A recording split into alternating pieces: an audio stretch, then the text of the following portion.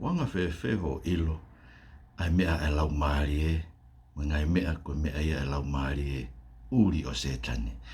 la vele ngai mea on do mai ko ngai mea Laumalie nei tali faso to ma he sesi uniting do mai ko mea ia Laumalie na hanga na dol la ni hene no to mai ko to ko malanga mo fe ka kai fe fine ko mea ia Laumalie ko ke to ngai ngawe ke he mo ngai ngawe kai fa Tohitapu he ahon no fatono ia ko mea ia Laumalie ang fe ho ilo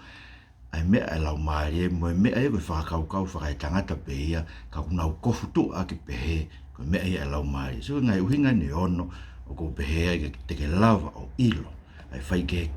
ko mea ia e Laumalie ko mea ia e Laumalie whakaitangata po ko Laumalie whakate volo po ko Laumalie pe ia o kuonga ko ni kula pita ngai mea e kuonga ko ni ai ko whakasoto ma ko whaiwheka kai whewhine mo ngai mea ko he ko ngai mea e kuonga ka o mea e siasi me ka Kristiani o tala mai ko mea e Laumalie ko ngai mende ke ilo ko uruaki tamata tapu ke sivi ai mea ko toa pe o kuha ngari Laumalie he wika ko mea ngari Laumalie ko toa pe ko mea ia ai Laumalie whanonga Raksyon vai whawe uruaki pe apostolo si o whaanga aua te mautui ke Laumalie furi pe ka mau sivi pe ai ngai Laumalie pe o mehe otua ia he o tolahi e ka palofita loi ko latki mamani ang veve tau sivi tau wakaiga he mea noa tau sivi ake Tohitapu ka koen kono uhinga ko no sivi ko uhi ulahe ka palofita loi kusike ko e ko ngawe Laumalie ko to be ahon o ku fai tau be tau ko mea Laumalie ka o ku ikai whanake folofolo ka si isu ko fai ko e mati wa fitu o ku ikai ko ia ko toa pe o kune lau mai tene hu ke preanga hevani ka koia kune fai ai fina ngalo e tamai wi hevani tu i ve fina ngalo e tamai wi hevani tu i ve fina ngalo e tua i he Tohitapu ko to lahe tena urea mai o ko tena si isu i aha koe o pe i gai ko hua whana mau palo fisai ai pe ko hua whana mau kapusi te volo ai pe ko hua whana mau fei ai ngai mana lahi whanonge palo fisai ka puste volo fai mana ngai mea ko e pai ka soto e ahon tau pere to ko ngawe mon pe e Laumalie ka ta mai si isu te utoki vete ke te ngau tolo kulo to o pe te eki te iloa ki motolo alu mea te au ai kau mau la to rai buta kau fai fekau fe fine ka kaina nau fai mana famu in mahaki e fai si isu e rea ko ni ke te ngau tolo ko uhi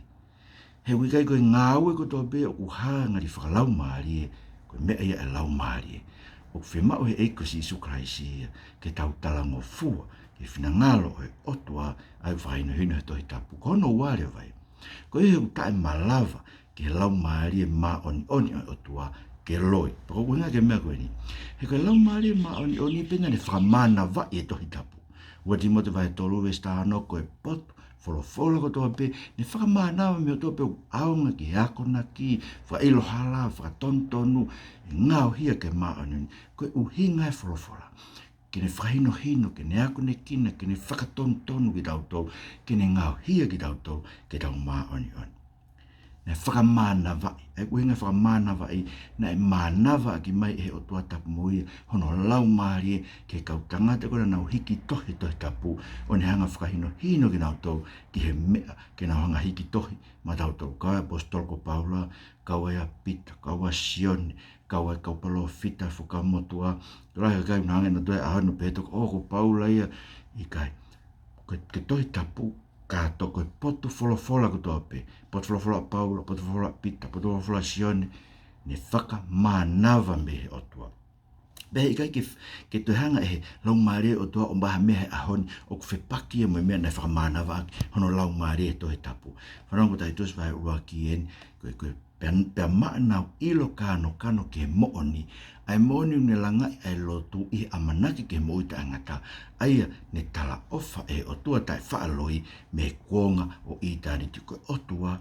tai whaaloi ne tala ofa ake ngai wholo ko tō pe ko hiki tohi ko he uhike ne langai he mooni ko ia e te tautou ai lotu pia moe amanaki ke moita angata